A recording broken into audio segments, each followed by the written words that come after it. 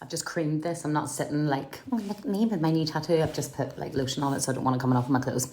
So the first thing is, of course, any surgery is a risk. So the surgery in itself is a risk, and any surgery is more risky when you're overweight. So that's the first downside, is that the surgery itself is a risk. I would say though that, you know, you are working with people who are specialists. They're bariatric specialists, sorry. So they're used to working with overweight patients, because, I mean, if people aren't overweight don't get bariatric surgery. So yeah. So there's obviously like risks of just complications like a leak or not healing properly and things like that. I do think when you're going overseas, it's even more important to be really choosy about your surgeon, because most things I hear like that in groups unfortunately did happen overseas, and there are some amazing surgeons in the likes of Turkey and stuff that are really reputable, but please, you know, do your research and pick a good surgeon. Second one, gallbladder issues. I now have gallstones, but the thing is, obesity also causes gallstones, so I mean, I might have got them anyway.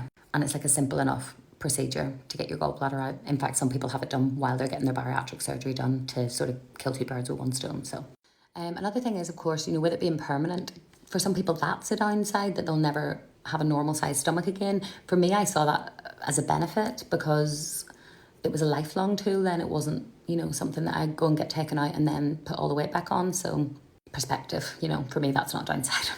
In saying that though, because it's permanent, the risk of malnutrition, absorption issues, it's permanent. You can't just have it reversed and solve all those issues. So, I mean, personally at the moment, I'm having issues and I'm going through neurology. We still don't know what's wrong with me, but it's very, you know, possible that it's linked to the surgery and it's some kind of, you know, vitamin absorption issue, things like that. You know, bariatric surgery really, in the grand scheme of like medical advances, is a relatively new surgery. So we don't have like a massive pile of bariatric patients who are 20, 30, 40 years post-op that we've studied. So there's a good chance that this surgery could cause conditions. It could also exacerbate existing conditions. We just don't have the data to know that for sure. So, you know, it is a leap of faith in that sense as well. I mean, in July this year, a paper was published which shows a correlation between bariatric patients and the progression of MS, that it makes MS progress faster. So, you know, we're finding out things all the time.